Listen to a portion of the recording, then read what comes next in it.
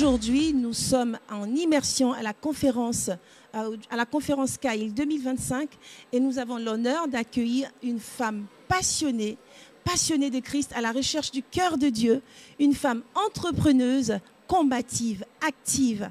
Et elle est très engagée au ministère des femmes d'impact à Kinshasa.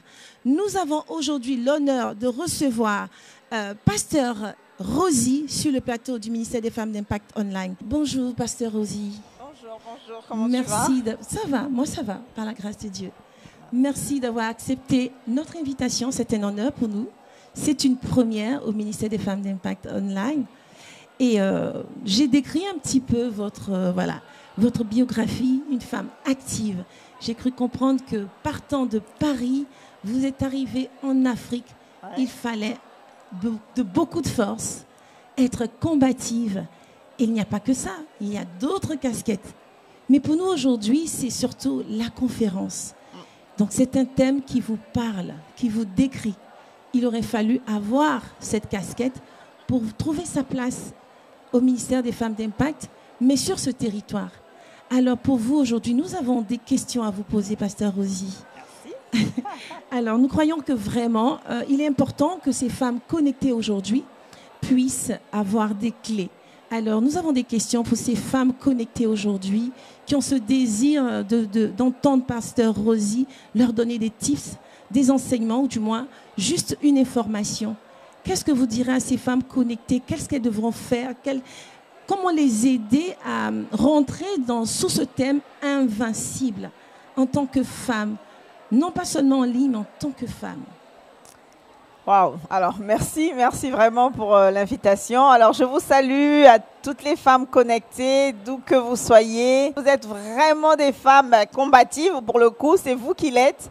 Parce que je sais que c'est pas évident de rester devant son écran toute la journée. Et j'apprends qu'il y en a qui sont là toute la journée, qui ont pris leur journée, qui ont mis du temps à part pour ces moments. Donc, vraiment, vous méritez des acclamations, acclamez pour vous-même. Voilà, parce que vous êtes courageuse de le faire.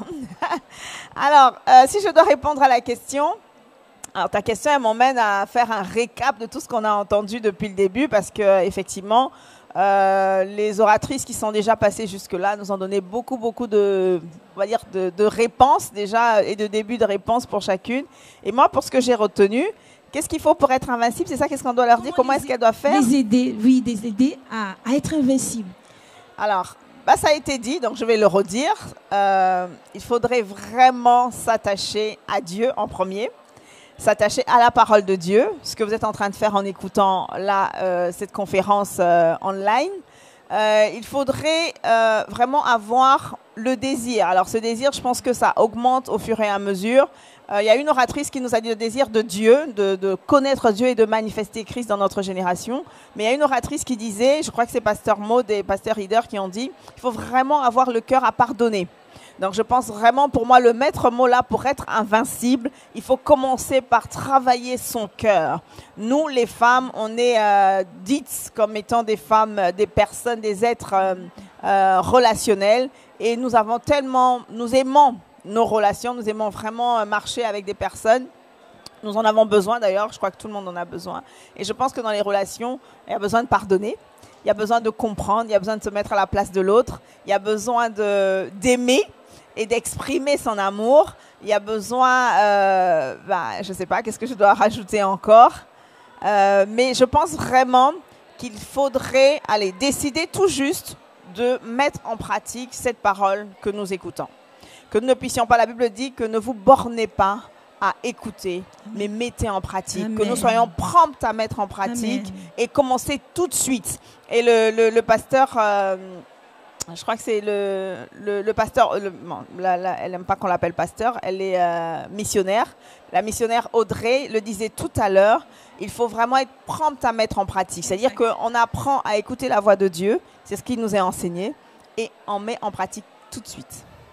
Tout de suite, dans tout ce que nous avons entendu, s'il faut pardonner, pardonne tout de suite. C'est ça le tips. Amen. Alors, il est question surtout d'avoir le cœur, ce cœur de Dieu, que justement nous avons eu l'emphase sur le caractère de Pasteur Rosie qui vient nous témoigner à nouveau ce cœur de Dieu et être réactive, prompte à mettre en pratique l'enseignement, la parole que nous recevons. Alors, nous voulons poser cette deuxième question à Pasteur Rosie. Quel est le témoignage que vous pourrez nous donner, un témoignage personnel qui est en lien avec ce thème invincible? Je sais qu'il y a un témoignage. L'Afrique a un témoignage. Oui, forcément. Bah oui, déjà, quand on a une histoire avec Christ, on a des témoignages. Tous les jours, le Seigneur le fait. Alors, dire qu'on est déjà invincible totalement, non, pas du tout. Mais par la grâce de Dieu, on aspire à l'être. Et si je dois donner un témoignage d'invincibilité, ce n'est pas moi qui étais vraiment invincible dans le témoignage, mais le Seigneur a fait grâce. Amen. Et je suis passée par une phase de maladie qui était très dure. Oui. Ça a duré quasiment une année. Ce qui était encore plus dur, c'était que les médecins n'arrivaient pas à trouver ce que c'était exactement. Amen. Mais mon corps périssait, dépérissait. J'étais en souffrance, j'avais des douleurs mais atroces, mais tous les examens me disaient que madame, on ne sait pas ce qui se passe. Et quand c'est comme ça, je vous avoue que c'est très dur. Quand on n'a pas Dieu, je me demande ceux qui n'ont pas Dieu à ce moment-là, qu'est-ce qu'ils font? Parce que les médecins étaient très pessimistes et tous les diagnostics l'étaient. Alors dans ces moments-là, si tu n'as pas Dieu, franchement, non, il faut avoir Dieu. Il faut juste avoir Dieu parce que, je vous assure, je me demandais, ceux qui n'ont pas Dieu font comment? Parce que je ne pouvais m'accrocher qu'à Dieu. Je ne pouvais que regarder aux promesses de Dieu. Je ne pouvais que regarder à la Bible parce que la science ne pouvait rien me donner comme solution concrète. Et justement, en s'accrochant à Dieu, Dieu est fidèle. Le Seigneur a permis que je puisse vaincre cette maladie. Et je me rappelle que le médecin... parce qu'ils avaient fait plein d'examens, ils n'avaient pas de résultats. Et le dernier examen ultime qu'ils ont fait après qu'on ait beaucoup prié, qu'on ait vraiment supplié Dieu de faire grâce, et il a fait grâce. Et lorsque je suis sortie de la dernière intervention qu'il faisait, il m'a regardée comme une miraculée. Et il m'a dit, madame, en 40 ans, je crois, il avait de service, parce qu'il partait bientôt à la retraite, il avait des cheveux gris, il était très âgé. Il m'a dit, en 40 ans de service, je n'ai jamais vécu ce que vous venez de vivre. C'est vraiment un miracle. Et moi, je lui ai dit, c'est Dieu qui l'a fait. Il m'a dit, vous êtes chrétienne? J'ai dit, oui. Vous êtes... Il m'a dit, vous êtes croyante? Je dis, oui, je suis chrétienne. Il m'a dit, alors, vous devez vraiment vous accrocher parce que oui, c'est Dieu qui a vaincu la maladie et c'est lui qui mérite toute la gloire. Amen. Amen. Véritablement, la gloire revient à notre Seigneur parce que sa parole le dit. Sa main n'est pas courte. Et quand on dit sa main n'est pas courte, ça veut dire qu'elle est plus longue que celle même des médecins. C'est ça. Elle est plus longue que celle de quiconque. Là où la main du médecin n'a pas pu déceler, n'a pas pu agir, la main de Dieu qui n'est pas courte a pu agir. Amen. Et voilà, aujourd'hui, nous avons la grâce de recevoir Pasteur Rosie sur notre plateau. Elle a été invincible par la main de Dieu. Amen. Alors nous pouvons véritablement acclamer le Seigneur de ce qu'il a manifesté, son amour à l'égard de sa servante.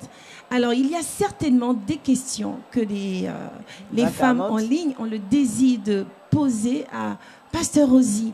Alors, moi, j'ai une question, c'est certain. Parce que comme je suis au ministère des Femmes d'Impact, je comprends que Pasteur Rosie va pouvoir nous répondre et nous donner des tips. Je pense que vous avez des questions, donc je vais donner la parole à Nori. Nori, si tu as une question, tu pourras la poser. Oui, j'ai une question. Amen. Quel est votre secret pour prendre autorité en tout temps? Quel est mon secret pour prendre autorité en tout temps? Alors, est-ce qu'on peut vraiment parler de secret? Mais je crois que c'est un secret qui est révélé à tous. Amen. Dieu nous a donné l'autorité. Dans Luc 10, il a dit je vous ai donné le pouvoir de marcher sur les scorpions, sur les serpents et Amen. Sur toute puissance de l'ennemi. Et il a ajouté, Luc 10, 19, rien ne pourra vous nuire. Rien ne pourra vous nuire. À partir du moment où j'ai cette conscience, la conscience de l'identité que Christ m'a donnée, m'a conféré lorsque j'ai accepté Jésus, et j'ai la conscience de cette parole, je sais que rien ne pourra me nuire. Alors je vais dire, c'est ça le secret, mais c'est ça mon assurance de pouvoir prendre autorité. Je sais que quel que soit ce qu'il y a devant moi, cette chose ne pourra pas me nuire parce que Christ l'a déjà vaincu. Voilà. Amen. Alors, est-ce qu'elle a répondu à la question? Oui. Amen. Mettez des cœurs dans ce cas-là, mettez des cœurs.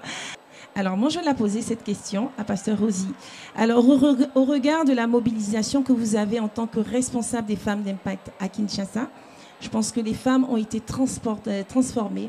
vous avez eu un impact. Parce que partant de Paris, pour l'Afrique, il fallait aussi avoir l'Esprit de Dieu avec soi et puis pouvoir rassembler toutes ces femmes.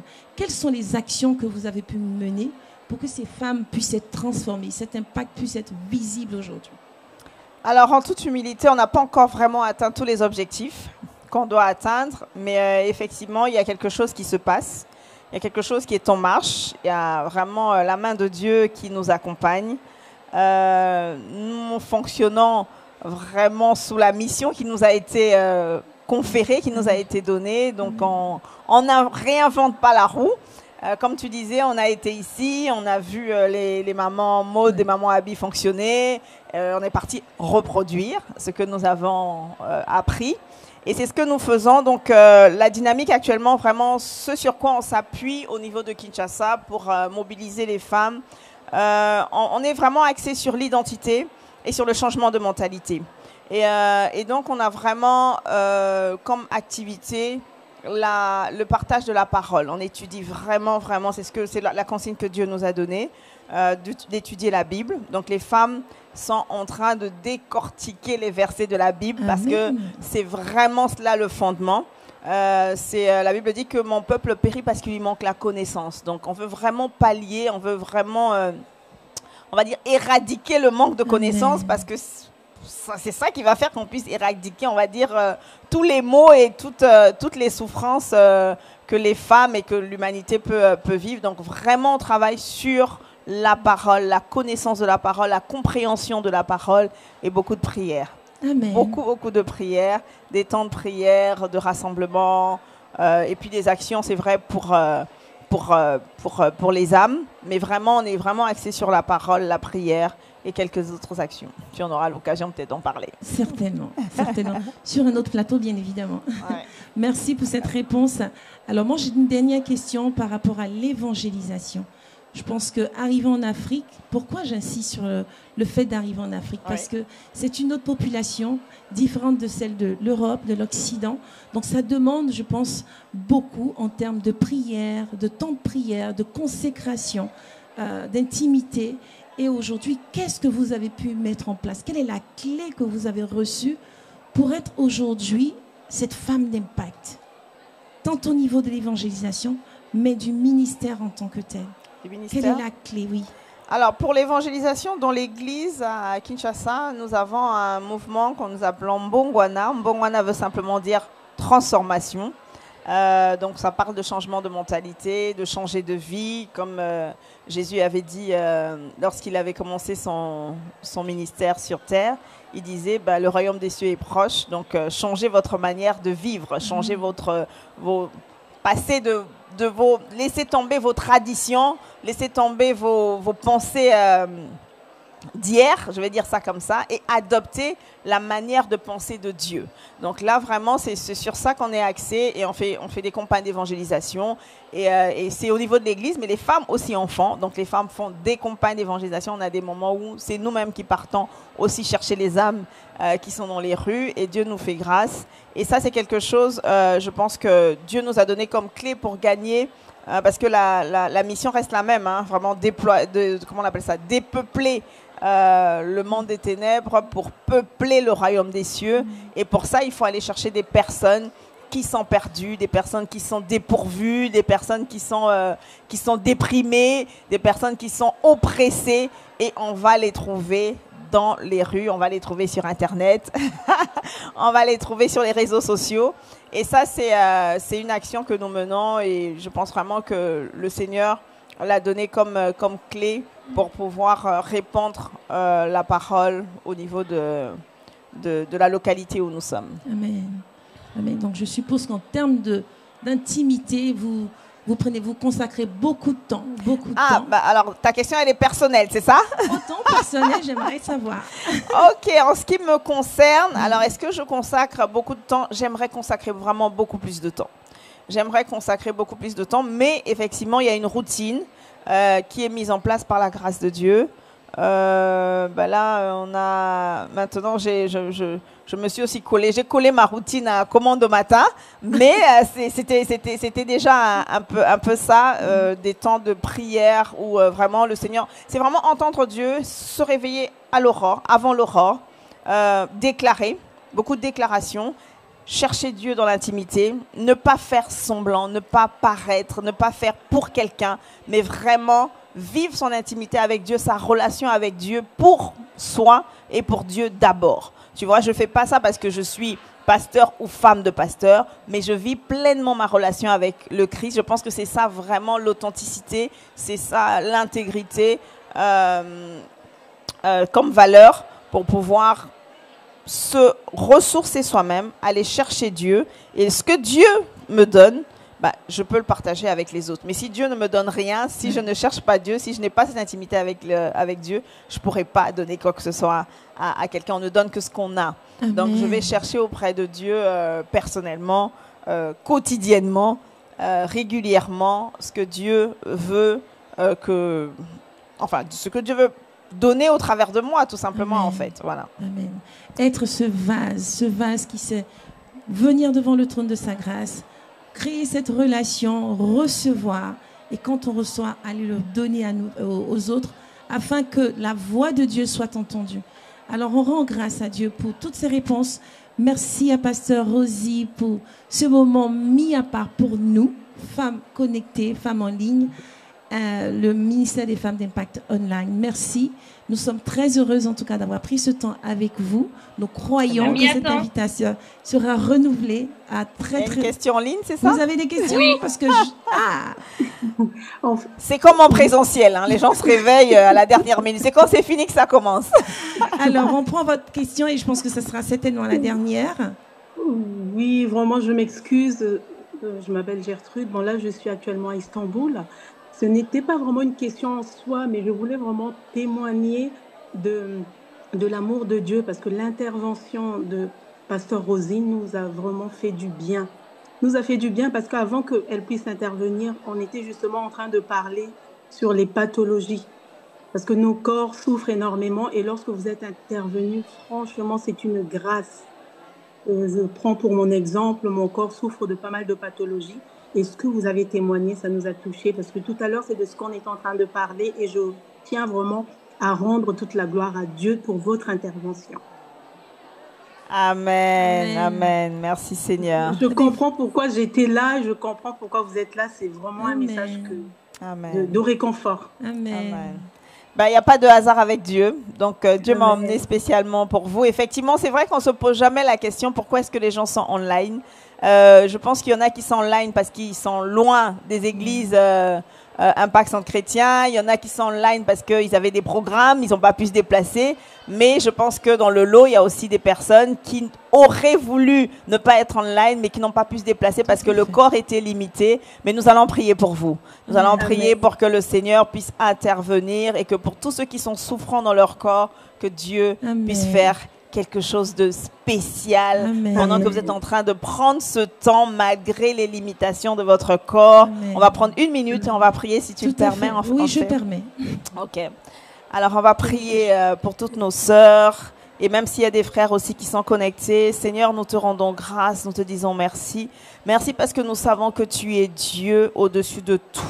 Père, tu permets toutes choses et la Bible dit que tu fais concourir toutes choses, Père, pour le bien de ceux qui t'aiment. Alors nous prions pour que cette situation, Seigneur, qui n'a pas permis à ma sœur de sortir de chez elle, qui l'a laissée à la maison aujourd'hui, puisse être changée, puisqu'il y ait un shift qui se fasse maintenant au nom puissant de Jésus-Christ. Seigneur, je sais que toi, le Dieu qui est intervenu pour moi, Père, tu peux et tu vas intervenir pour ma sœur, pour mon frère, pour toutes les personnes qui sont connectées maintenant. Nous prions pour que la puissance du sang de Jésus puisse faire effet maintenant, que le sang de Jésus parle en faveur de tes enfants, parle en faveur, Seigneur notre Dieu, de ceux qui sont connectés maintenant. Merci Seigneur notre Dieu parce que je crois vraiment que la maladie qui les faisait souffrir, la douleur quitte le corps de quelqu'un tout de suite au nom puissant de Jésus-Christ.